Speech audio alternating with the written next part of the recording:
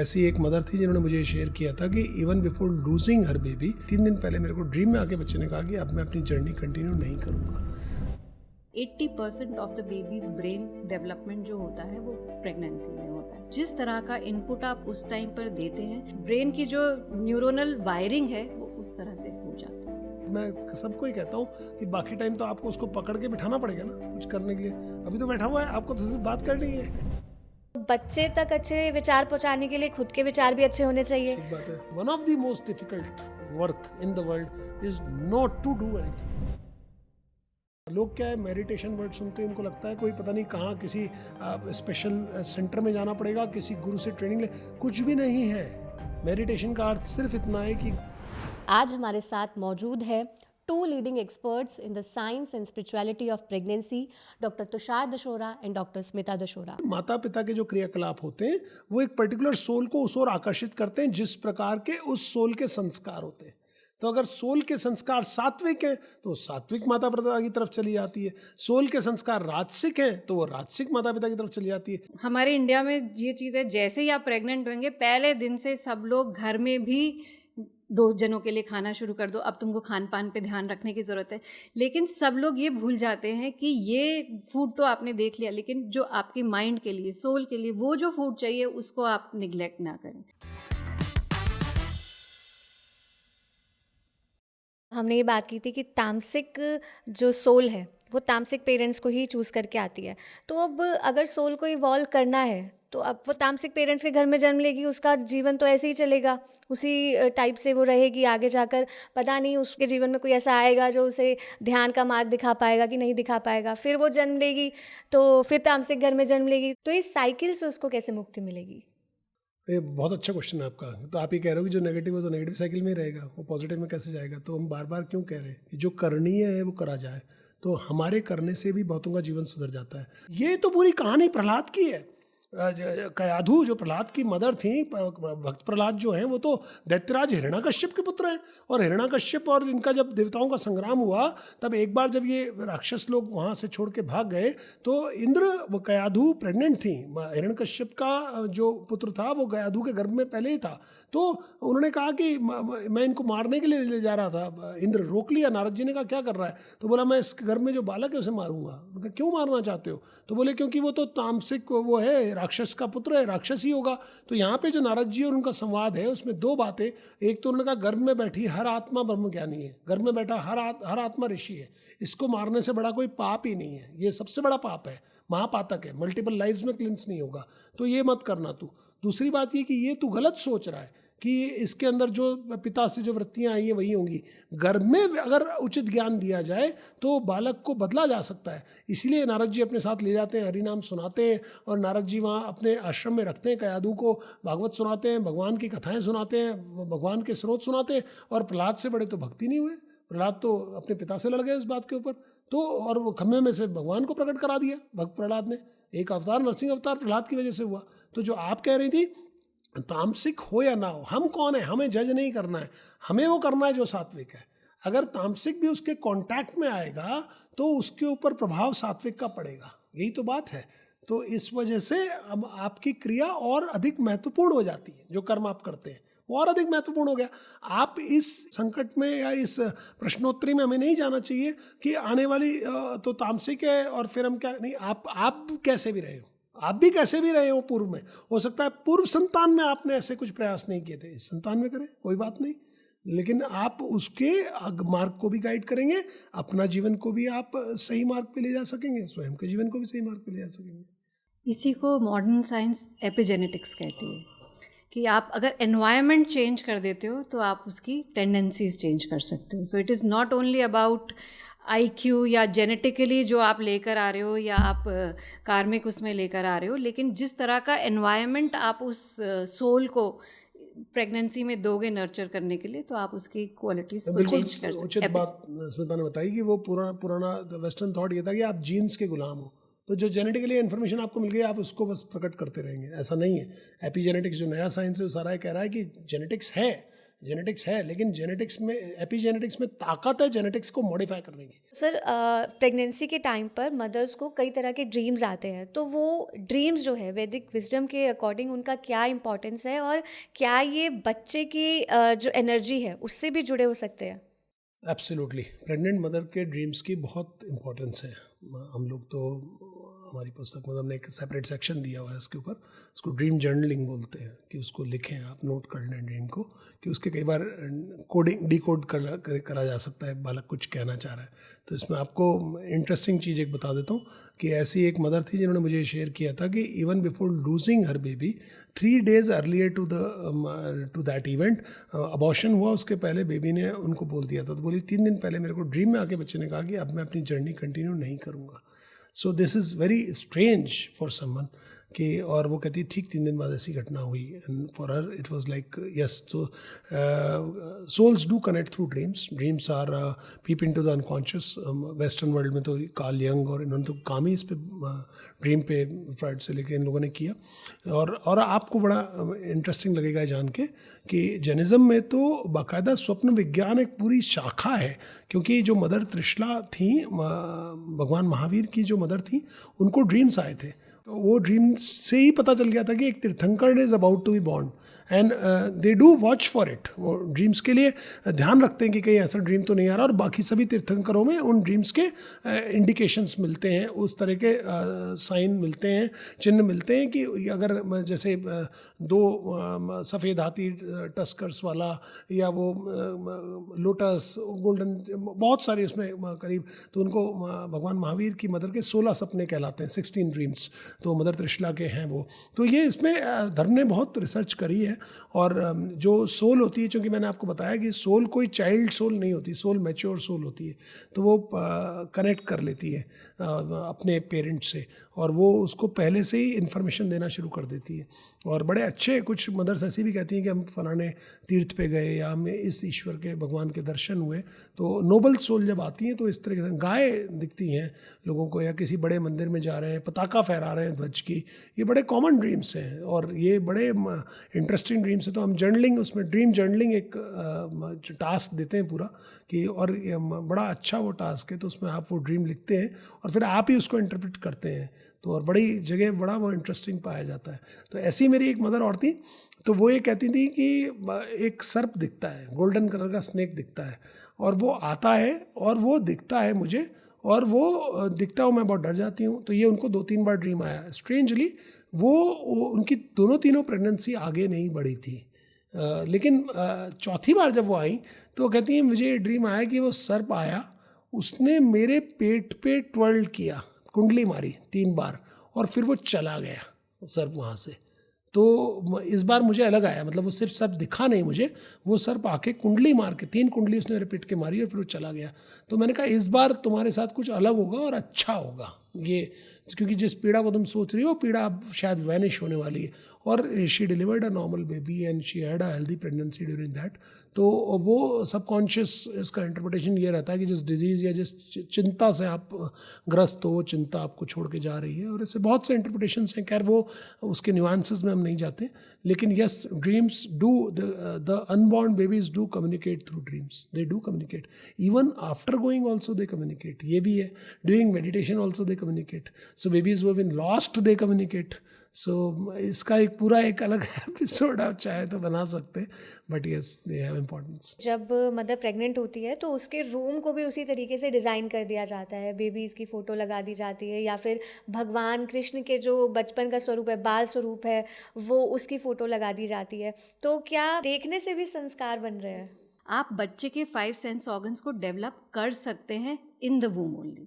तो क्या आप देखेंगे, क्या आप सुनेंगे, क्या आप खाएंगे, क्या आप फील करेंगे, क्या आप टच करेंगे, वो सारी इन्फॉर्मेशन बच्चा आपके थ्रू गैदर कर रहा है।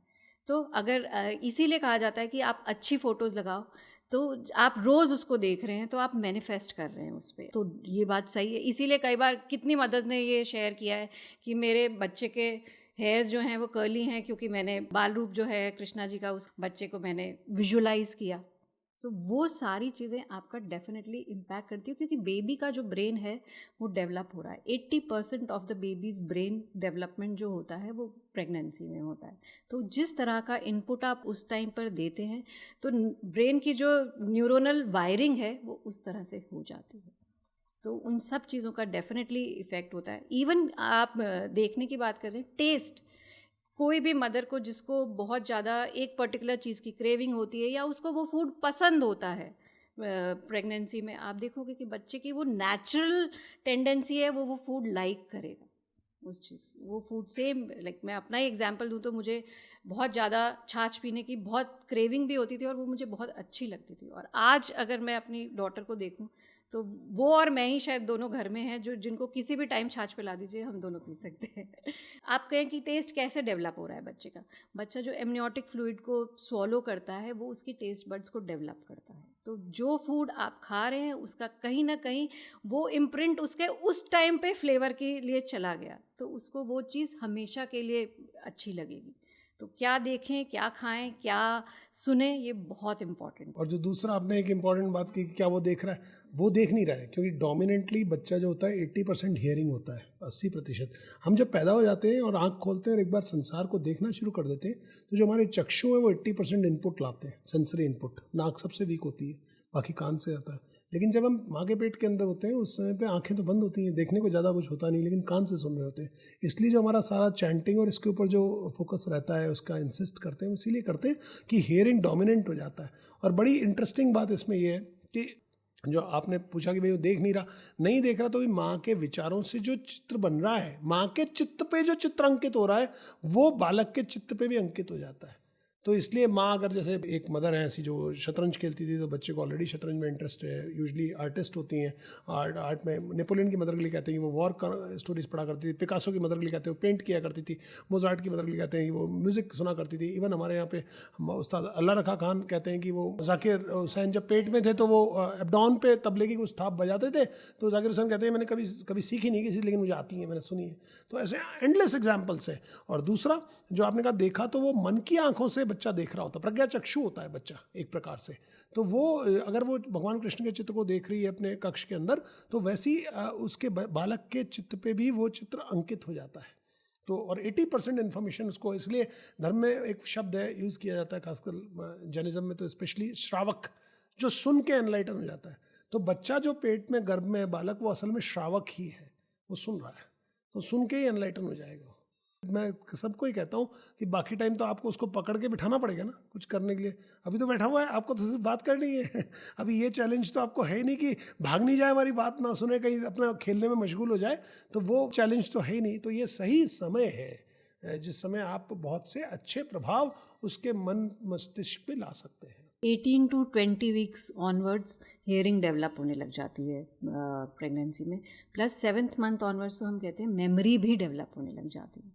तो बच्चा वो सारी चीज़ें मेमोराइज भी करने लग जाता है.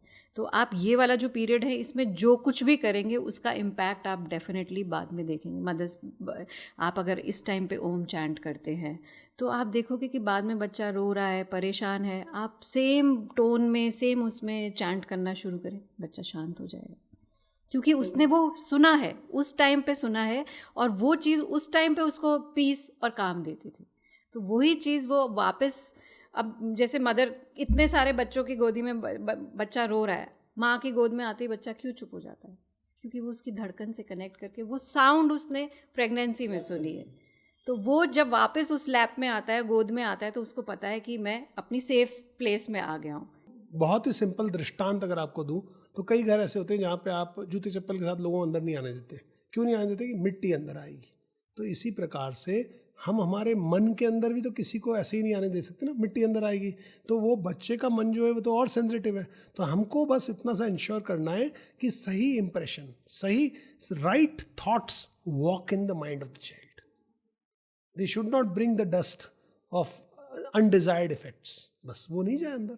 इतना सा हमको, जब हम घर में इतनी सफाई रखते हैं तो हम अपने मन में और बच्चे के मन में सफाई क्यों नहीं रखें? उसके लिए मेडिटेशन है, उसके लिए मेडिटेशन है, उसके लिए अच्छे साहित्य पढ़ना है, अच्छी बात सुनना है, अच्छे भजन सुनना है. जी, मेरा अगला सवाल यही होने वाला था कि आज के टाइम पे मदर फादर दोनों वर्किंग है और जी। आपने कहा कि मदर फादर दोनों का ही पूरा रोल है, जो वो करेंगे, जो वो बोलेंगे, वो बच्चे पे असर पड़ेगा। और मदर फादर दोनों वर्किंग है, कहीं न कहीं स्ट्रेस बहुत ज़्यादा है, काम का प्रेशर बहुत ज़्यादा है, सोशल एक्सपेक्टेशंस बहुत ज़्यादा है। तो बच्चे तक अच्छे विचार पहुँचाने के लिए खुद के विचार भी अच्छे होने चाहिए। ठीक बात है। तो उन विचारों को अच्छा करने के लिए, जैसे आपने मेडिटेशन बताया, मैं चाहूँगी और भी आप प्रैक्टिकल बिल्कुल। टिप्स बताएँ। और ये अगर मेडिटेशन भी कर रहे हैं, तो किस तरीके से करना है, कैसे अपनी दिनचर्या होनी चाहिए, एक मदर की भी और एक फादर की भी? तो दोनों बात बता देता हूँ। पहला तो जिसको हम चैलेंज मानते हैं ना, मॉडर्न लाइफ का सोल्यूशन भी उसी में है। अब चैलेंज क्या है, जैसे अपने को ट्रैवल करना है, दूर तक जाना है, रोज़ तैयार होना है, भागा दौड़ी है। लेकिन आप जब ट्रैवल करते हो, आप सब रेडियो चलाते हो ना, सुनते हो ना, उसमें कुछ भी आ रहा है, तो अपन अच्छी चीज़, उसमें सब ब्लूटूथ भी होता है, तो अपन डिज़ायरेबल, जो मैंने कहा, आप जो अच्छा सुनना चाहें, अच्छा म्यूज़िक सुनना चाहते हैं, अच्छा इंस्ट्रूमेंटल म्यूज़िक, कोई स्रोत, कोई श्लोक, वो सुनना चाहें सुन सकते हैं। प्रवचन आते हैं, रियलाइज मास्टर्स है, लिविंग मास्टर्स हैं हमारे, हम उनको सुन सकते हैं। तो 5-10 मिनट सुन लें, 15 मिनट सुन लें, वो इसलिए कि वी हैव दैट बेनिफिट। हम तो भारत भूमि है, हमारे यहाँ तो शुरू से रियलाइज मास्टर्स रहे हैं। तो जब सुनना ही है, तो रादर देन कि हम कोई नेगेटिव इन्फॉर्मेशन सुने, किसी ने किसी को मारा, किसी ने किसी को पीटा, वो एटलीस्ट इन प्रेगनेंसी, मैं ये नहीं कह रहा कि न्यूज़ नहीं सुननी चाहिए, लेकिन मेरा कहना है कि आपको उन्हीं 9 महीने में वो क्यों करना है, बाद में आगे पीछे कर लेंगे। तो अनलेस अनटिल आपको यूपीएससी का एग्जाम दे रहे हैं तो अलग बात है। तो अपन करंट अफेयर्स को भी एक बार को छोड़ सकते हैं। तो अपन वही समय में समय अपने को निकालना होगा। दूसरा जो आपने कहा दिनचर्या, तो पहले उठते ही आप बेड पे क्या करते हैं, एज सिंपल एज कि कराग्रे वस्ते लक्ष्मी कर मध्य सरस्वती कर लेते गोविंदा प्रातः कर दर्शनम, उठते ही माँ ये कर ले। तो छोटे छोटे श्लोक हैं, वो हमारी जो पुस्तक है उनमें हमने ये सब चीज़ें लिखी जो आपने कहा, इसीलिए करी कि भाई ताकि एक शेड्यूल अगर आप बनाना चाहते हैं, एक दैनिक दिनचर्या बनाना चाहते हैं, कि हम उसको इम्बाइब कर लें डे टू डे लाइफ में बिना एक्स्ट्रा एफर्ट किए, तो वो भी हमने एक तरीका बनाया है कि वो आप उठते बैठते नहाते, इवन खाने का पहला कौर खाते हुए आप हरि स्मरण कर ले। आपको कोई रोक टोक नहीं है किसी तरह की। नाम जप पे तो खुद बड़े गुरु संत सभी बताते हैं कि नाम जप पे तो कोई रोक नहीं है, मानसिक नाम जप कर ले। तो ये सबसे सिंपल तरीके हैं, आपको बता रहा हूँ, वो करें, ज़रूर करें। और ज़्यादा नहीं बोलता, लोग क्या है मेडिटेशन वर्ड सुनते हैं, उनको लगता है कोई बड़ी तो दरी ढूंढ के लानी पड़ेगी, कोई पता नहीं कहाँ किसी स्पेशल सेंटर में जाना पड़ेगा, किसी गुरु से ट्रेनिंग ले। कुछ भी नहीं है, कुछ भी नहीं है। मेडिटेशन का अर्थ सिर्फ इतना है कि घर में एक कोना पक्का कर लो, उस कोने में एक दरी फोल्ड करके रख लो, 5 कर्मेंद्रियाँ, 5 ज्ञानेंद्रियाँ, हाथ पाँव को मोड़ के, अगर कंफर्टेबली बैठ सको, नहीं तो कुर्सी पे बैठ जाओ, कुछ समय के लिए आंख बंद कर लो, कुछ समय के लिए मुंह बंद कर लो, कुछ समय के लिए फ़ोन को बंद करके कहीं रख दो 10 मिनट के लिए, जब तक कि कोई घर में आग ही ना लगी हो, लोगों से कहें कि हमें ना बुलाएं। और उसके बाद सिर्फ अपने विचारों को बहने दें, खत्म। कोई एफर्ट नहीं करना है, ना उन विचारों के साथ होने का एफर्ट करना है, ना उनको हटाने का एफर्ट करना है। बस आपको सिर्फ बैठ जाना है और विचार आएंगे। कोई निर्विचार पहले दिन नहीं होता, महीनों लगते हैं निर्विचार स्थिति में आने में। तो आपको मेडिटेशन का अर्थ सिर्फ ये कि कुछ समय के लिए मैं जब कुछ ना करूं, संसार का, कई बार लोग मुझसे पूछते हैं तो मैं उनसे कहता हूं कि one of the most difficult work in the world is not to do anything. क्योंकि अमूमन आप पाएंगे जो आप कर रहे हैं उससे कोई विशेष प्रयोजन नहीं है, उससे कई बार आप अपनी तकलीफ बढ़ा ही रहे होते हैं। तो कई बार कुछ नहीं करना भी बहुत महत्वपूर्ण है, वो मेडिटेशन है। तो उस समय हम कुछ नहीं करें, एक ही दिशा में, एक ही समय पे, एक ही स्थान पे बैठें, इष्ट मंत्र का थोड़ा सा जाप करें और बस अपने विचारों को देखते रहें। अच्छे बुरे का टैग ना लगाएं, गलत सही का टैग ना लगाएं, होने दें जो हो रहा है जैसा हो रहा है। 3, 5, 7 या 9 दिन के अंदर आपको किसी न किसी प्रकार के अनुभव होने शुरू हो जाएंगे। फिर आपको शांति प्रिय लगने लगेगी। फिर आप रोज, उससे क्या होगा, इट्स क्लिनजिंग। जैसे बर्तन इकट्ठे गंदे हो जाते हैं, उनको धो लेते हैं, फिर उन्हीं बर्तन में खाना खा लेते हैं। ऐसे हमारा माइंड है, वो दिन भर के इंप्रेशन लेके गंदा हो जाता है। इसीलिए तो हनुमान चालीसा शुरू होते ही क्या कहती है, निज मन मुकुर सुधार। तो जिस दर्पण पे धूल जम गई है, उस धूल को हटा दे तो रिफ्लेक्शन क्लियर हो जाएगा। इतनी सी बात है। तो कोई उसको, हम समस्या क्या है, हम ओवरवेल्म हो जाते हैं। ये हमने मदर्स के साथ भी ये चैलेंज देखा कि उनको लगने लगता है कि अरे गर्भ संस्कार हमको ये कर, कुछ नहीं करना है, कुछ एक्स्ट्रा नहीं करना है, कुछ ओवरवेल्म नहीं होना है। डे टू डे एक्टिविटी को, डे टू डे मूवमेंट को प्रार्थना जैसा बना देना है। और वो प्रार्थना जैसा कैसा हो जाएगा, अगर हम उसके अंदर मानसिक या वाचिक या उपांशु रूप से भगवान का नाम स्मरण कर रहे हैं, बस खत्म। सिंपल रखना है उसको और अच्छी चीज़ को पढ़ना है अपने को। अभी कुछ समय के लिए अवॉइड कर दो, कोई मर्डर मिस्ट्री या वो उस समय मत देखो, आप बाद में देख लेना उसको। एटलीस्ट जब बच्चा पेट में पल रहा है, अननेसेसरी आप उसको कोई वर्ल्ड क्लास जासूस बनाना चाहते हैं या कोई हॉरर मूवी का डायरेक्टर बनाना चाहते हैं, उसको छोड़ के हम लोग चेष्टा करें। भगवान की इतनी आज तो यूट्यूब है, सब कुछ उपलब्ध है, तो आप अच्छी कहानियाँ देख लें, अच्छे लोग हैं उनको सुन लें, अच्छी भाषा है, अच्छे म्यूज़िक है, अच्छा इंस्ट्रूमेंट है, वही कर लें सिंपल तरीके से। और वो करंट वर्ल्ड में वो ज़्यादा आराम से उपलब्ध है। वो अच्छा उपलब्ध है, आराम से आपके मोबाइल, जितनी देर कम्यूट कर रहे हो उतनी देर सुन लो आप, बस खत्म। कोई वो उसमें जितने भी मदर्स या कपल्स आते हैं क्लास में, मैं उनको, मोस्टली सब वर्किंग है, आपने बोला कि आजकल किसी के पास टाइम नहीं है, तो मैं उनको ये ज़रूर बोलती हूँ, स्लो डाउन, थोड़ा स्लो डाउन करें इस प्रेगनेंसी में। ये प्रेगनेंसी, ये बच्चा, ये टाइम वापस नहीं आने वाला। आप सोचोगे अभी मेरे पास टाइम नहीं है, मैं नेक्स्ट में शायद मेरे पास टाइम होगा तो मैं, बट ये प्रेगनेंसी और ये बच्चा के साथ जो टाइम आपको अभी स्पेंड करना है वो आपको अभी स्पेंड करना है। तो डेफिनेटली थोड़ा स्लो डाउन नीडेड है। काम, करियर, प्रोफेशन सब चलता रहेगा, लेकिन इसके साथ अगर आप दिन में 1 घंटा भी अगर अपने लिए निकाल सकते हैं, जिसमें आप, अच्छी बात है अगर आप कोई क्लास ज्वाइन कर सकते हैं जिसमें योगा भी होता है, ब्रीदिंग भी होती है, गर्भ संस्कार की भी कोई ना कोई एक्टिविटी होती है, वो आपको सब चीज़ से हेल्प आउट ही करेगा। आप एक्टिव रहोगे तो आप प्रोडक्टिव ज़्यादा हो जाओगे। तो आजकल तो इतना भी है कि ठीक है टाइम नहीं है तो आप ऑनलाइन कोई क्लास ज्वाइन कर लो, तो कहीं ना कहीं वो आप अगर फिज़िकली भी अपनी बॉडी को फिट रखोगे तो वो भी आपको आपकी प्रोडक्टिविटी बढ़ाएगा, प्लस आपको काम करने में उतना, जो भी काम है आप कम समय में कर लेंगे। तो कोई भी टाइम, जो भी टाइम आपको सूटेबल लगे, चाहे वो मॉर्निंग का है, चाहे वो इवनिंग का है, सब तरह के पॉसिबिलिटीज़ अवेलेबल है, तो आप वो कोई ना कोई 1 घंटा अपने लिए निकालें, जिसमें that is my me time with me and my baby. तब मेरे को और कुछ नहीं, मेरा एक नियम है, क्लास में आते हैं तो मोबाइल्स ऑफ कर दो ये 1 घंटा, क्योंकि नहीं तो कोई अगर वर्किंग है तो उसका ऑफिस से कॉल आता रहेगा, ये होता रहेगा। नहीं, आप 1 घंटे के लिए आप फ़ोन बंद कर दो ताकि आप कनेक्ट कर पाओ, और पूरा दिन आप कुछ भी मत करो, लेकिन ये जो घंटा है आप अपने लिए निकालो, अपने आप के लिए निकालो, तभी जाके आपको उसका इफ़ेक्ट और बेनिफिट दिखने लगेगा। तो एक्सरसाइज करें, ब्रीदिंग्स करेंगे तो जैसे जैसे प्रेगनेंसी बढ़ रही है, आप जो फिज़िकल प्रॉब्लम वो कर रहे हो कि सांस नहीं आ रही है, मैं चढ़ नहीं पाती हूँ, ये सारी चीज़ें आपको हेल्प आउट करेंगी। तो आप काम भी जब करोगे, आप इतने 8 घंटे सीधे बैठे हैं, बैक एक हो रहा है, तो आपको वो तो चीज़ ठीक करनी ही पड़ेगी ना, आपकी कहीं ना कहीं जाके वो इम्पैक्ट कर रहा है आपको कि मेरे बैक एक हो गया, अब मैं छुट्टी लूँ ऑफिस से, ये काम करूँ। तो बेटर है कि आप 1 घंटा डेली का निकालें, बाकी जो रूटीन कर रहे हैं वो तो करते रहें, लेकिन 1 घंटा कोई ना कोई क्लास ज्वाइन करोगे तो that will help you out. Exercise safe होती है इस टाइम पे? Definitely, see it depends on, अगर आपका प्रेगनेंसी कॉम्प्लिकेटेड नहीं है, लो रिस्क प्रेगनेंसी है, कोई और प्रॉब्लम नहीं है, मेडिकल कोई इशू नहीं है, कोई प्लेजेंटा लो लाइंग नहीं है, ट्विन प्रेगनेंसी नहीं है, तो हम लोग डेफिनेटली पेशेंट को चेक करते हैं, पहले देखते हैं कि इसकी कोई ऐसे हाई रिस्क तो नहीं है जिसमें हम एक्सरसाइज कराएं, नहीं कराएं, किस मंथ से स्टार्ट करें या क्या मॉडिफाई करें। तो जो एक्सरसाइजेज आप अगर अंडर गाइडेंस करते हैं वो सेफ एक्सरसाइजेज होती हैं। जैसे मेडिटेशन की आप बात कर रहे हैं, तो फुल मून और न्यू मून पर अगर मदर मेडिटेट करती है तो भी क्या बच्चे पे कुछ अलग तरीके से प्रभाव पड़ता है? अमेजिंग बेनिफिट्स हैं। फुल मून न्यू मून तो मेडिटेट जो नहीं भी करती है उसको करना चाहिए। हमारी बॉडी क्या है, 70% वाटर।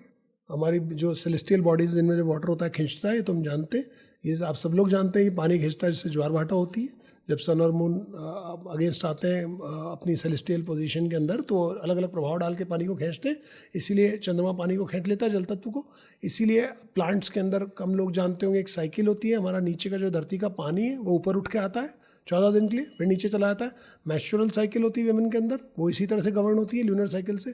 क्यों 28 डेज़ की होती है, 14 days ovulatory phase, 14 days proliferative phase जो होते हैं, उसी प्रकार से अर्थ के भी फेज होते हैं। जो वाटर एलिमेंट है वो सारा ड्रॉप हो जाता है। तो अगर आप फुल मून और न्यू मून के अंदर पर्टिकुलरली आप अगर करेंगे, चंद्रमा मन का कारक है, तो मनस्थिति को स्टेबल रखने के लिए सबसे अच्छा टाइम पीरियड है। और उल्टा जो अच्छा समझते हैं वो तो ये बताते हैं कि कई बार ये देखा जाता है कि कोई कार्य आप शुरू करते हो और आपको बड़ा मुश्किल होने लग जाती है, कुछ समय आप उस कार्य को छोड़ देते हैं। खासकर कोई अच्छी हैबिट अगर आपको पकड़नी है तो ये तो हम बताते ही हैं कि आप उसको चंद्रमा की बढ़ती कलाओं के साथ शुरू करिए, चंद्रमा आपको साथ देता चला जाएगा।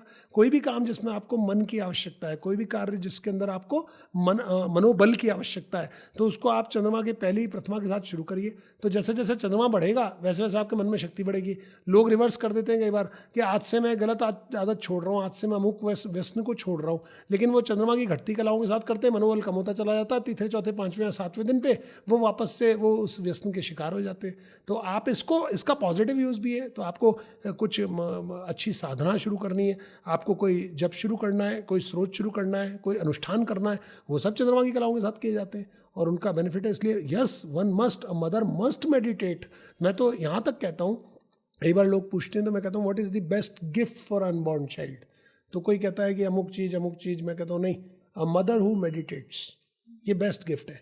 क्योंकि माँ जब मेडिटेट करती है तो वो कुछ अच्छे हार्मोन्स को अपने ब्लड के अंदर रिलीज़ कर देती है, वो अच्छे हार्मोन बच्चे के पास चले आते हैं। तो ये कुछ ऐसा है कि जैसे बालक ने अमृत चख लिया, तो जिसने अमृत चख लिया वो पूरे जीवन उसकी बाकी किसी रस से उसकी क्षुधा पिपासा की पूर्ति नहीं होगी, उसकी पूर्ति तभी होगी जब वो पुनः उस अमृत को चखेगा। तो मेडिटेशन एक ऐसा ही अमृत है, तो माँ बच्चे को पेट में ही चखा सकती है उसको। और फादर को क्या क्या करना है? ये तो मदर की सारी चीज़ें बता दी, फादर को क्या क्या करना है? फादर अगर कोई व्यसन है तो उसे छोड़ दे, और फादर सबसे इम्पोर्टेंट ये रियलाइज़ करेगी father is not just a genetic donor in the journey of life of the baby. The father is spiritually connected to the baby. ये उसको रियलाइज होना चाहिए। ये रियलाइजेशन बहुत कुछ बदल देता है, उसकी रियलिटी बदल देता है, फादर को रियल रोल में लाके खड़ा कर देता है। मॉडर्न सोसाइटी का चैलेंज ये है कि हमने फादर का ज़्यादा रोल रखा नहीं, फादर को ऐसा मतलब जो जिस तरह से वेस्टर्न थॉट जो है ना वो बड़ा अब बहुत बड़ा रोल है। करता है। कितने सारे मदर्स को फादर्स छोड़ने, अगर वो क्लास में पार्टिसिपेट कर रहे हैं तो कर ही रहे हैं, नहीं भी कर रहे हैं तो वो आते हैं, एटलीस्ट वो एक रिस्पॉन्सिबिलिटी लेते हैं कि मुझे इसको ड्रॉप करना है, मुझे इसको पिक करना है। जब मदर को इमोशनली सपोर्ट कर रहे हैं, इमोशनली सपोर्ट कर रहे हैं, they are there for them. जब भी उनको ज़रूरत है उनकी टाइम की, उनसे बात करने की, साथ में टाइम स्पेंड करने के लिए। आपको एक और इंटरेस्टिंग बात बताते हूँ जो बड़ा अंडरमाइन हुआ, अब वेस्ट उसको रिकॉग्नाइज कर रहा है। जैसे हम लोग पोस्टमार्टम डिप्रेशन इन वेमेन की बात करते हैं, एक एक्सपेक्टिंग मदर और एक्सपेक्टिंग फादर में बहुत बड़ा फ़र्क क्या है कि आप ये पाएंगे कि एक्सपेक्टिंग मदर तो रिकग्नाइज हो जाती है ना, एक लाइन में एक प्रेग्नेंट लेडी खड़ी तो खट से लोग लाइन छोड़ देंगे कि आप आगे आ जाइए, है ना, सीट में बस में खड़े हो जाएंगे आप बैठ जाइए, मेट्रो में खड़े हो जाएंगे आप बैठ जाइए। फादर के लिए तो ऐसा नहीं होगा, उसको तो स्पेशल ट्रीटमेंट नहीं मिलता है। फिर आप कहेंगे ज़रूरत भी क्या है, फादर को क्यों स्पेशल ट्रीटमेंट मिलना चाहिए? तो मैं आपको एक इंटरेस्टिंग पॉइंट यहाँ बता देता हूँ। जिस प्रकार से mother goes through a lot of hormonal surges during pregnancy, the expecting father also goes through a lot of hormonal surges. It's almost as if the brain is being rewired. Not only the mother's brain, the father's brain also gets rewired for life. चूहों में जब इसको research किया गया तो ये पाया गया कि एक चूहा, एक मदर जब मदर बन जाती है एक चूहिया, तो उसका ब्रेन जो है ज़्यादा इंटेलिजेंट हो जाता है, एक दूसरी चूहिया के मुकाबले इसके बच्चे नहीं हुए। सो बेसिकली नेचर जो है वो आपको तैयार करती है कि आप अधिक इंटेलिजेंट हो जाएं, क्योंकि अब आपके बच्चे हो गए, तो आपको उनके लिए फूड की व्यवस्था करनी है, आपको उनकी सेफ्टी की व्यवस्था करनी है। सोचिए आप नेचर की तरफ से। तो इसी प्रकार से बड़ा स्ट्रेंज चेंज ये पाया गया कि ये चेंजेस फादर में भी आ जाते हैं। फादर लेस एग्रेसिव हो जाते हैं, फादर ज़्यादा इमोशनली बॉन्ड करने लग जाते हैं, फादर केयरिंग हो जाते हैं, उनके हार्मोन्स बहुत चेंज हो जाते हैं, उनमें कॉर्टिसोल लेवल्स कम हो जाते हैं, स्ट्रेस कम हो जाता है, उनके अंदर ऑक्सीटोसिन बढ़ जाता है, फादर के अंदर प्रोटेक्ट करने की टेंडेंसी ज़्यादा आ जाती है। लेकिन एट द सेम टाइम उसमें एक जो चैलेंज और पाया गया कि almost of the order of 20%, 18 से 20%, मतलब करीब 10 में से 2 फादर्स में भी पोस्टमार्टम डिप्रेशन के साइंस देखे गए। अब फादर में पोस्टमार्टम डिप्रेशन ये थोड़ा समझने में कम आता है, लेकिन उसका कारण ये हार्मोनल सर्जेस जो मैंने आपको बताया, ये हार्मोन्स जब वापस डिप्लीट होते हैं तो उसकी वजह से मेंटल हेल्थ इश्यूज फादर्स में भी देखे गए। और इसका बड़ा, अब आपको आगे का नेगेटिव इम्पैक्ट ये बताता हूँ कि बड़ा स्ट्रेंज फाइंडिंग आप ये पाएंगे कि बहुत से कपल्स जिनमें सब कुछ ठीक नहीं चल रहा था या कॉन्फ्लिक्ट था किसी तरीके का, उनके अंदर separations after birth of baby हो जाते हैं। तो ये लोगों को समझना और मुश्किल हो जाता है कि भाई ये तो एक कपल था जो साथ था, मैरिड था, अब इनके बेबी हो गया, तो रादर एक नॉर्मल ब्रेन तो ये कहना they should be bonded together, now they have one more reason to be together. But ऐसा क्यों हो रहा है कि ये तो अलग हो रहे हैं? वो इस वजह से होते हैं क्योंकि वो जो हार्मोनल सर्जेस है वो रिकग्नाइज ही नहीं किए जाते। वो चैलेंजेस, मेंटल हेल्थ के इश्यूज, वो एक पूरा एक अपने आप में टॉपिक है, मेंटल हेल्थ ऑफ फादर्स, तो उसको आप रिकग्नाइज ही नहीं करते हो। तो फादर को क्योंकि आपने सोसाइटी से उतना इंपॉर्टेंस दे नहीं रखा, उसको इन्वॉल्व नहीं कर रखा, सारी इंपॉर्टेंस जो है वो directed towards the would be mother है। तो इस वजह से फादर्स का रोल भी रिकग्नाइज करना है, फादर्स को भी ड्यू इम्पोर्टेंस देना है, और उनका इंडिस्पेंसिबल है, अर्थात उनके बिना जीवन नहीं चल सकता। ये सोसाइटी के अंदर भी ये समझ होनी चाहिए कि पिता जो है, पितृत्व जो है, एक नोटोरियस एलिमेंट के थ्रू या एक जस्ट एक पॉलिटिकल उसके लिए सब बातें उठाई जाए, अलग बात है पैट्रियार्कल और जो हम बातें करते हैं, बट सोसाइटी कोई ना कोई आर्कल तो होगी ना, या तो मैट्रियार्कल होगी या पैट्रियार्कल होगी। हम हिंदुस्तान में गाड़ी चलाते हैं, सड़क के इस तरफ चलाते हैं, विदेश चले जाएंगे उस तरफ चलाएंगे, अरे लेकिन चलाएंगे तो एक तरफ ना, दोनों तरफ थोड़ी चला लेंगे, नहीं तो केओस हो जाएगा। उसी प्रकार से सोसाइटी या तो मैट्रियार्कल होगी या पैट्रियार्कल होगी, क्योंकि एक सिस्टम सिस्टम है, आपको बनाना पड़ेगा उस सिस्टम को। सो फादर को रिकग्नाइज करना, फादर की इंपॉर्टेंस को रिकग्नाइज करना, और फादर की हेल्थ को रिकग्नाइज करना, और फादर को इन्वॉल्व करना, ये सारी चीज़ें बहुत ही अधिक महत्वपूर्ण हैं।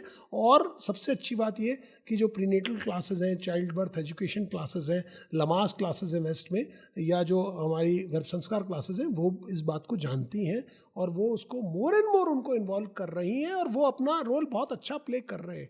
तो इसलिए ये एक बड़ा एक पॉजिटिव चेंज है, इसको मैं बहुत अप्रिशिएट करता हूँ। मतलब और ये सारा इसका पूरे जो साधुवाद के पात्र हैं वो मॉडर्न मैन जिसे कहा जाता है वो है, जो अपने रिस्पॉन्सिबिलिटी को समझ रहे हैं, और वो अपने आप से बहुत सी चीज़ें वो अपने आप छोड़ देते हैं कि नहीं। जैसे स्मोकर्स होते हैं, उनको एक बार ये पता चल जाए, जैसे अगर कोई मदर ये बोल दे कि बेबी इन वोम को इससे इफेक्ट होता है, वो इमीडिएटली दे क्विट स्मोकिंग। जो फादर से स्ट्रगल कर रहे थे स्मोकिंग छोड़ने के लिए, उनमें कोई, जैसे मैंने कहा, व्यसन छोड़ना है तो एकदम छोड़ देते हैं, कोई अच्छी हैबिट पिकअप करनी है तो कर लेते हैं, हेल्थ को लेके कॉन्शियस हो जाते हैं, अपने इवन फाइनेंसेस को लेके कॉन्शियस हो जाते हैं। तो अच्छी बातें हैं कुछ, तो दिस इज़ गुड चेंज।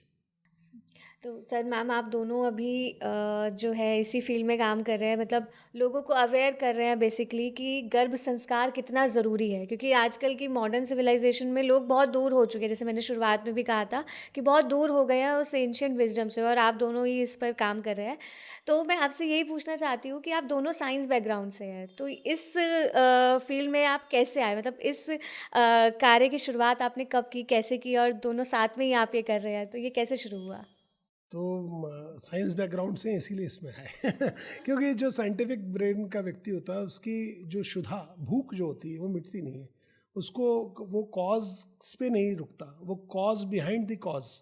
और इसलिए आप पाएंगे कई बार साइंटिफिक बैकग्राउंड के लोग हाईली स्पिरिचुअल भी हो जाते हैं, क्योंकि वो वहीं पे नहीं रुक पाते। तो जब हमने हमारा नेचुरली, हम तो दोनों, मैं पीडियाट्रिशियन हूँ, उसमें तो गायनेकोलॉजिस्ट हैं, तो अपना मेडिकल फील्ड से तो हम लोग हैं और वो नॉलेज तो हमारे पास थी, बट कुछ फिनोमेना हमने पाए जो हम एक्सप्लेन नहीं कर पाए। ये पहली बात, नंबर एक। दूसरी बात, कुछ हमने पाया कि कुछ चीज़ें ऐसी हैं जिनका कोई किसी तरह का कोई कॉस्ट नहीं है और किसी तरह का कोई उनका वो कमर्शियल एंगल नहीं है, लेकिन उसके बावजूद वो इतनी हेल्पफुल है, इतनी यूज़फुल है एक मदर की और एक फादर की और एक बच्चे की वेलबींग के लिए, कि अगर वो डेली डे टू डे में इनकॉर्पोरेट कर दी जाए एक प्रेग्नेंट लेडी के डे टू डे में, तो उसकी पूरी लाइफ, उसकी ही नहीं बच्चे की भी ट्रांसफॉर्म हो जाती है। तो ये तो नेचुरली। और तीसरा, जब हमने ये चीज़ें होते हुए देखी कि अपने मूड का बच्चे पे असर पड़ता है, अपने बिहेवियर का बच्चे पे असर पड़ता है, तो फिर हमने कहा कि इसके पीछे हमको थोड़ा रिसर्च करना चाहिए। और अब तो चूँकि ऑलमोस्ट 2 डेकेड्स, ऑलमोस्ट 2 दशक हो चुके हैं इस चीज़ को, तो अब इसको प्रैक्टिस करते हैं। हम रोज़ नई बात सीखते हैं, रोज़ नए लोगों से मिलते हैं, रोज़ नई चीज़ें जानते हैं। मदर्स ही हमें सिखाती हैं, फादर्स ही हमें सिखाते हैं, नई कहानियाँ सामने आती हैं, नई बातें सामने आती हैं, और हम उनको फिर रिसर्च करते हैं, फिर ढूंढते हैं, और साधु संतों से मिलते हैं, सब प्रकार के साइंटिस्ट से मिलते हैं, फिजियोलॉजिस्ट से मिलते हैं, पेरिनेटल साइकोलॉजिस्ट से बात करते हैं, तो वो सब चीज़ से। लेकिन जो इंटरेस्ट हमारा है, अगर मैं कहूँ तो बड़ी ईमानदारी से कहूँ तो हमारे दो बच्चे हैं, एक बेटा और एक बेटी।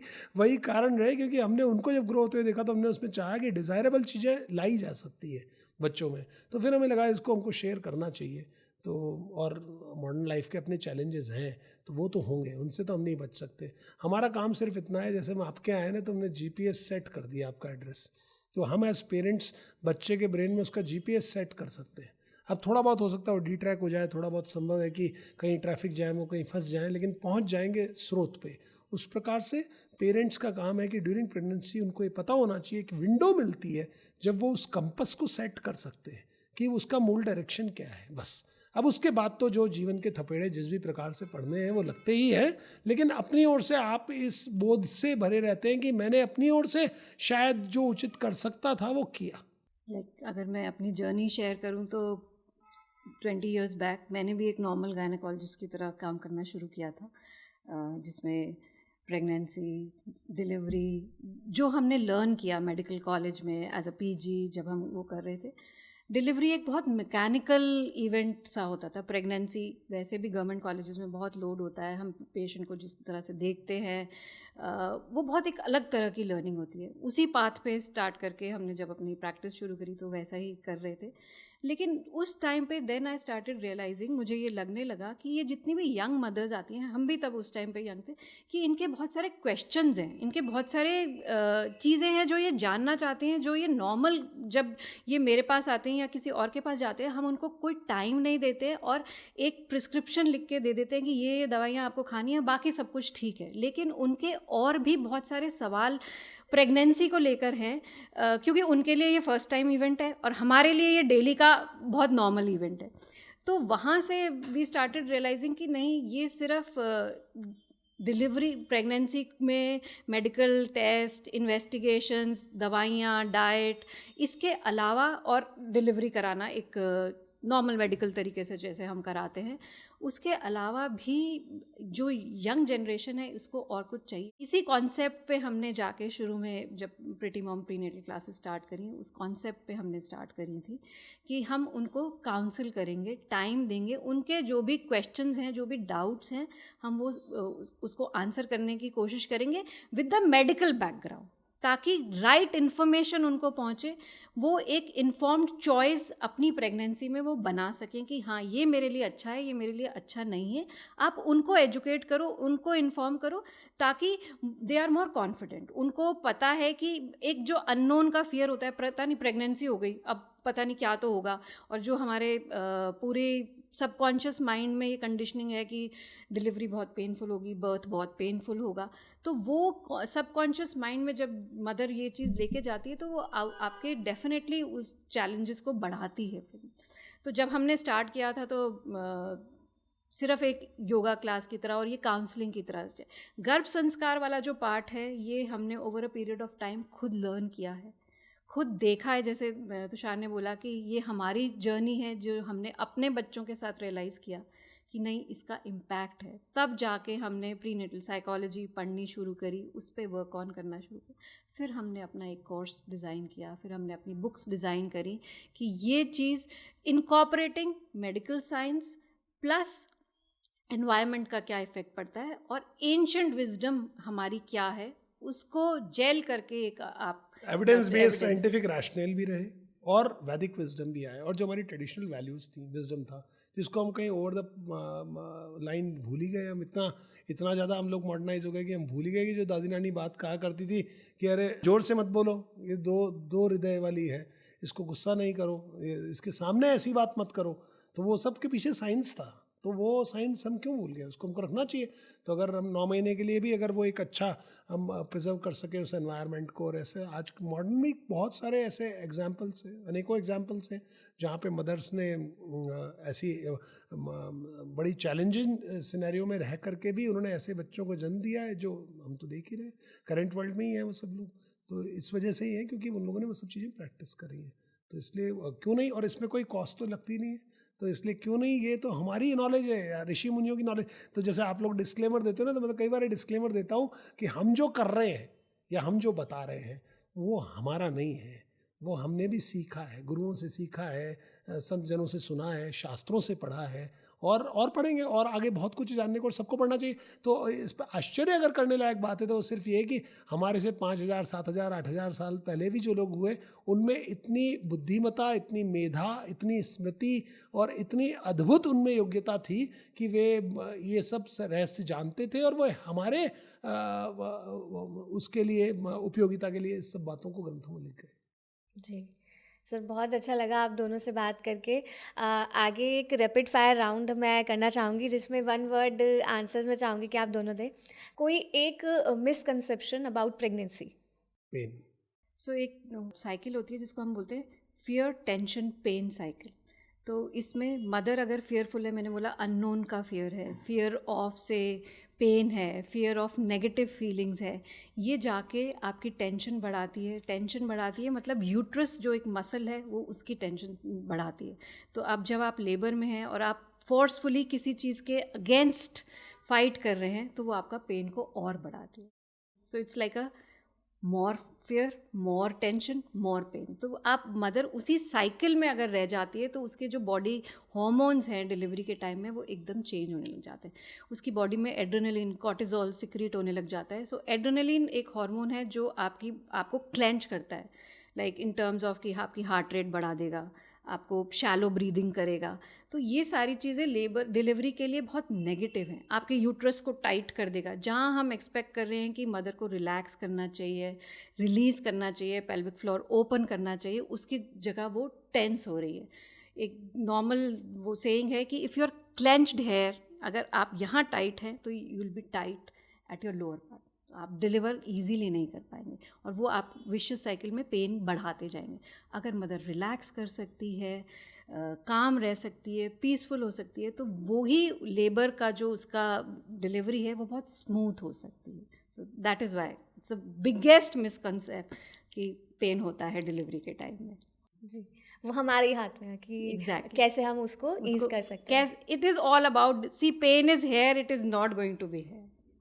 तो आप सबकॉन्शियसली उसको कैसे एड्रेस करते हैं वो उस पर डिपेंड करता है। कोई एक स्पिरिचुअल मिथ प्रेगनेंसी के टाइम से जुड़ा? सबसे बड़ा मुहूर्त सिज़ेरियन, इससे गलत कोई प्रैक्टिस नहीं हो सकती। मैं इसको स्पिरिचुअल ब्लंडर बोलता हूँ, क्योंकि क्या है कि एक तो अननेसेसरीली बिना किसी कारण के एक हेल्दी मदर को normal child birth, normal delivery का बेनिफिट दिए बिना आप ज़बरदस्ती सिज़ेरियन करवा देते हैं। पहली चीज़ ये, मैं ज्योतिष का विद्यार्थी हूँ, मैं ज्योतिष सीखा हुआ हूँ, मैं ज्योतिष समझता हूँ, ज्योतिष में अच्छी गहरी पकड़ रखता हूँ। प्रैक्टिस नहीं करता अलग बात है, बट मेरे भी गुरु हैं ज्योतिष के। सो पहली बात तो एक ज्योतिष का मिसयूज़ है। अगर कोई ये सोचे कि अमुक समय पे मैं जन्म करा दूंगा और अमुक समय पे जन्म होकर के मेरे बच्चे का भाग्य में बदल दूंगा, तो ये सबसे बड़ी मिथ है। इससे बड़ी मिथ नहीं हो सकती, क्योंकि जन्म जो बालक का है वो टेक्निकली कंसेप्शन पे हो चुका होता है। पहली बात तो है, आपके हिम्मत है टाइम करने की तो आप कंसेप्शन को टाइम कर लो। कंसेप्शन को कोई टाइम कर नहीं सकता, क्योंकि कंसेप्शन का period 4 day pre and 2 days बाद तक होता है। इतना बड़ा कंसेप्शन कोई टाइम नहीं कर सकता, पहली बात। दूसरी बात, क्यों मैं इसके समर्थन में नहीं हूँ कि एक तो आप उसका पूरा बॉडीली एनाटमी ख़राब कर देते हैं। एक नॉर्मल लेडी की अननेसली आप सब्जेक्ट करते हैं, इसको लेके आप अननेसली। अच्छा, ये भी कहने की बातें हैं कि आप अमुक समय पे करा लेते हैं, करा सकते नहीं है। कितनी बार ऐसी घटनाएं होती हैं, एनेस्थेटिस्ट नहीं मिलता, सर्जन अवेलेबल नहीं होते। अच्छा, आप रात के 3 बजे कराना चाहेंगे तो कोई देगा क्या आपको टाइम? वैसे ही नहीं देगा। तो ये सब गलत प्रैक्टिस हैं। ये क्या है, हम लोग इसको मैं स्पिरिचुअल ब्लंडर और स्पिरिचुअल मिसयूज़ बोलता हूँ। ये एक देव विद्या है ज्योतिष जो है, ये सब उसके मिसयूजेज में आते हैं। तो उसका एक मिसयूज़ ये है, समय निकालना और ये करना, क्योंकि इससे आप इस जो करना चाहिए, जो करनीय है, वो तो आप कर नहीं रहे। जो जप और चैंटिंग और मेडिटेशन और अच्छा भोजन और आहार व्यवहार विचार की शुद्धि जिनकी बात की जा रही है, वो करना नहीं है। करना क्या है कि जिस समय देख के हमने इस समय बॉन्ड करा लेंगे, इस समय या तो हमको डिज़ायर्ड जेंडर का बेबी हो जाएगा, जो बहुत ही गलत चीज़ है, और या फिर उसका डिज़ायर्ड ट्रेजेक्ट्री होगा। ये बिल्कुल बिल्कुल बिल्कुल ही इसका खंडन होना चाहिए, चीज़ नहीं होनी चाहिए। एटलीस्ट भारतीयों को तो पता होना चाहिए कि ये ज्योतिष का मिसयूज़ है, और ज्योतिष कहीं भी ये अश्योर नहीं करता। मैं खुद पत्रियाँ देखता हूँ, मैंने इतनी देखी हुई है, और इतनी देखी है जो, और ये और बात बता दूँ आपको, जो मेरा वो है एक्सपीरियंस है, कितनी बार मैंने मुहूर्त सिजन वालों को ज़्यादा कॉम्प्लिकेट होते हुए देखा है कंपेयर टू दूसरे बेबीज़ को। ये गलत है, आप मिसयूज़ कर रहे हो। एक नॉर्मल मदर है, नॉर्मली डिलीवर हो सकती है, उसकी चाकू चलवा रहे हो आप उसके गर्भाशय पे, सिर्फ इसलिए क्योंकि आपको डिज़ायर्ड टाइम पे चाहिए, किसी ने कह दिया आपको। गलत है ये नहीं। अच्छा बताइए, अगर ऐसा होता तो जितने भी हमारे यहाँ बर्थ्स हुई हैं वही ज्योतिष के हिसाब से आ जाते हैं क्या? हमारे जिन्होंने जनक रहे ज्योतिष शास्त्र के, पराशर ऋषि हुए, वेदव्यास जी हुए, जितने पांडव संतानें हुई, सब वो सब टाइम कर लेते। हमारे यहाँ क्या आयुर्वेद कम था क्या? हम टाइम कर देते उसको, बोल देते कि 6 घंटे पहले ये गोली खिलानी है, 50 घंटे पहले ये गोली खिलानी है, ये देना है और इस टाइम पे बॉन्ड कराना। शास्त्र कहीं नहीं कहता इस बात को, शास्त्र में कहीं प्रमाण ही नहीं है इस बात का। हाँ, बर्थ हुआ और वो उस समय ये समय था, तो वो समय ऑस्पिशियस हो गया। भगवान राम ने जब जन्म लिया, वो जन्म ऑस्पिशियस हो जाता है। कृष्ण भगवान जन्म लेते हैं, समय ऑस्पिशियस हो जाए, भगवान के होने से वो ऑस्पिशियस हुआ है। ऑस्पिशियस था इसलिए भगवान ने जन्म नहीं लिया है। लेकिन स्ट्रक्चर में अलग चीज़ है। राम मंदिर की स्थापना हो रही है और आप मुहूर्त देख रहे हैं, अलग चीज़ है। भारत का स्वतंत्रता हो रही थी, वो समय पे हमने समय चूज़ किया, वो एक अलग चीज़ थी। क्योंकि स्थूल काय चीज़ों में अलग नियम चलते हैं, सूक्ष्म और चैतन्य में अलग नियम चलते हैं। तो आप चेतना को आप एक एक्सटर्नल काल के अधीन करके सोच रहे हो कि चेतना का प्रभाव ऐसा रहेगा, गलत सोच रहे हो। ज्योतिष के बहुत इंपॉर्टेंस है ज्योतिष का, लेकिन उसको भी आज के ज़माने में तो मैं क्या कहूँ कि 95% उसका मिसयूज़ होता है और 95% मिसगाइड किए जाते हैं लोग। ज्योतिष का पर्पस साधना के लिए है, ज्योतिष का पर्पज़ आत्मा की मुक्ति के लिए, ज्योतिष का पर्पज़ एक साधक के लिए कि किस समय में वो साधना करे तो उसको लोक से सहायता मिलती है, प्लानिटरी पोजीशन से सहायता मिलती है, ताकि वो जो पिछले जन्म की साधना जहाँ से छोड़ के आया वहाँ से वो आगे बढ़ सके। ये पर्पज़ है उसके कि किस समय हवन तर्पण वो करे, किस समय वो वाली पर्टिकुलर साधना करे, क्योंकि वो उसको मुक्ति देती है उस समय पे, वो उसका पर्पज़ है। लेकिन ये मिसयूज़ है। हाँ, स्थूल काय वस्तुओं में क्यों इम्पोर्टेंट है? आप कोई जैसे कोई मकान बना रहे हैं, निर्माण कर रहे हैं, जैसे हमारे राम मंदिर का निर्माण हुआ, वहाँ बहुत उसकी उपयोगिता है वहाँ, क्योंकि वो कौन सी स्थिर राशि में कर रहे हैं, स्थिर लग्न में कर रहे हैं, चर राशि में कर रहे हैं, बहुत सारी चीज़ें, गाड़ी खरीदते हैं चर राशि में खरीदते हैं, विवाह करते हैं स्थिर राशि में करते हैं, वो सब वो अलग कॉन्सेप्ट है, वो स्थूल घटनाओं के लिए। लेकिन स्थूल घटना के तहत आप एक अननेसली एक चाइल्ड को सब्जेक्ट टू सिजेरियन करते हैं, सब्जेक्ट टू सर्जरी करते हैं मदर को, और ये सोचते हैं कि हमें desired qualities in the child आ जाएंगी, ये बिल्कुल ही सिरे से खारिज करने लायक बात है। ये साइंटिफिक भी नहीं है। और आप किसी रियलाइज्ड मास्टर से मिलेंगे, आप किसी रियलाइज्ड सेंट से मिलेंगे, तो वो भी इसको सपोर्ट नहीं करेगा, वो भी कह देगा कि ये गलत प्रैक्टिस है। कोई एक एक्टिविटी जो कपल्स को एक साथ करनी चाहिए प्रेगनेंसी के टाइम पर? Writing a letter to your baby every month, every trimester, every day, जैसे भी आप करना चाहें तो। जैसे हमने अपनी बुक में भी, हम वाव करके जो हमारी बुक है वर्ल्ड ऑफ वूम, उसमें हमने पेजेस बनाए हैं, एक लेटर फादर को लिखने के लिए, एक लेटर मदर को लिखने के लिए। So both of them can sit together and say write a letter to the baby, ताकि वो आप अपनी फीलिंग्स जो हैं, आप जो भी हैं, वो आप उसको उस वहाँ पे पेन डाउन कर सकें, and maybe later on you can show it to your baby also. कोई एक स्पिरिचुअल प्रैक्टिस जो दोनों मदर फादर को करनी चाहिए? चैंटिंग टुगेदर, नाम जप, हरे नाम हरे नाम केवलम, कलो नास्तेव नास्तेव नास्तेव गतिरन्यथा। सो इस कलयुग के अंदर सिवाय नेम ऑफ द लॉर्ड के और कोई मुक्ति है नहीं।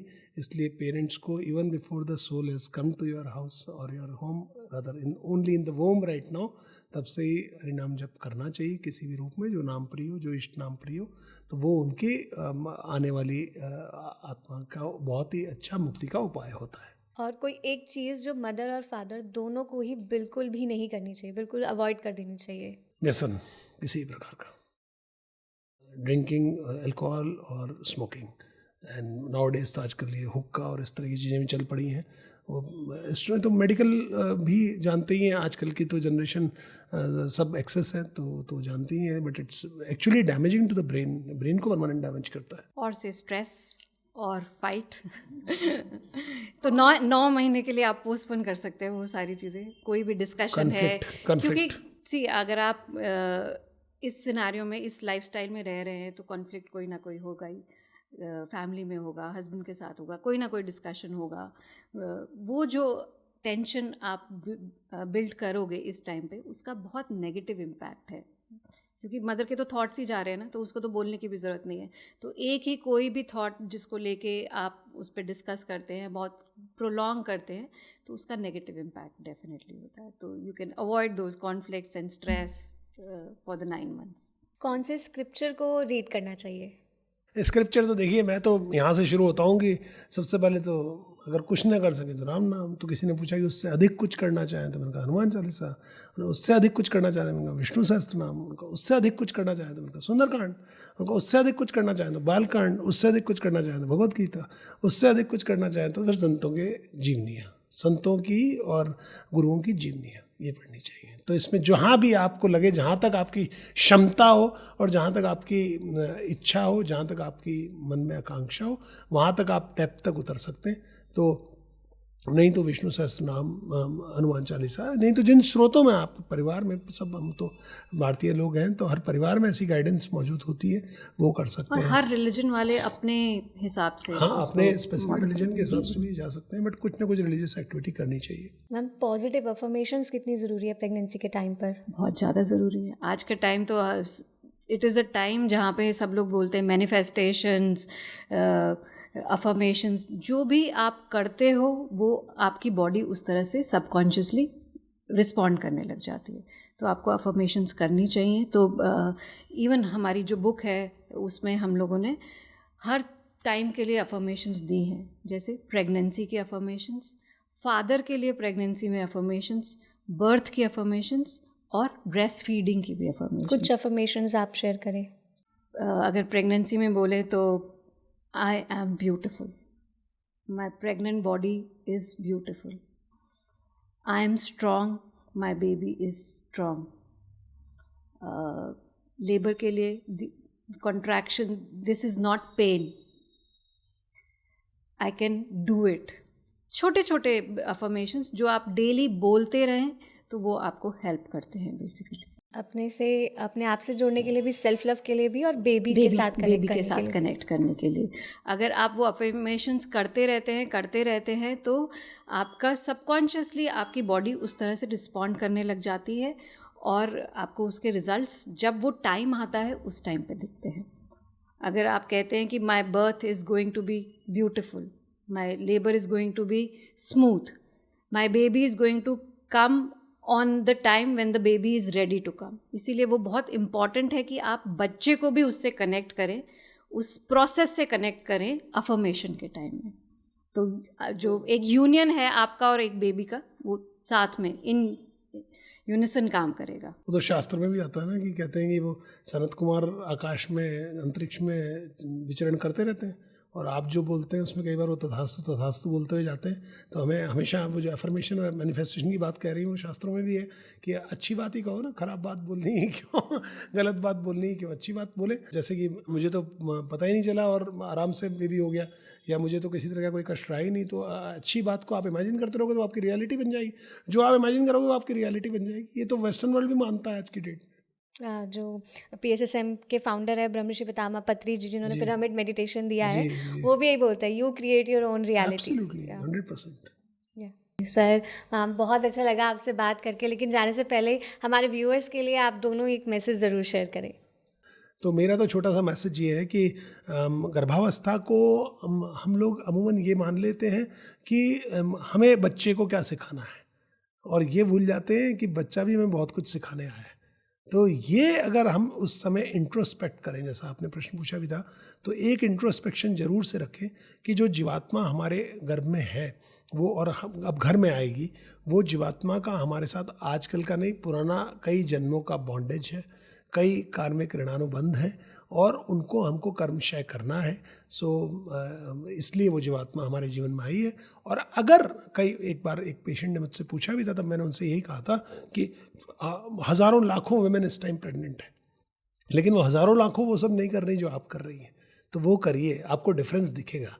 इसलिए डिफरेंस दिखेगा क्योंकि ये सिर्फ इस ओर इच्छा हो जाना, सिर्फ इस प्रश्न का उत्तर पाना, सिर्फ ये प्रश्न करना, सिर्फ आप इस समय इस वीडियो की ये लाइन देख रहे हैं, इसका ही अर्थ ये है कि कहीं ना कहीं आपके गर्भ में जो बालक बैठा है वो आपको स्पिरिचुअली फॉरवर्ड मूव करने के लिए आया है। वो आपकी यात्रा में भी आपको साथ में सहायक है। आप तो हैं ही उसकी यात्रा में सहायक, वो भी है, वरना उसके बिना आप इस स्थान पे, इस समय पे ये वाक्य नहीं सुन रहे होते।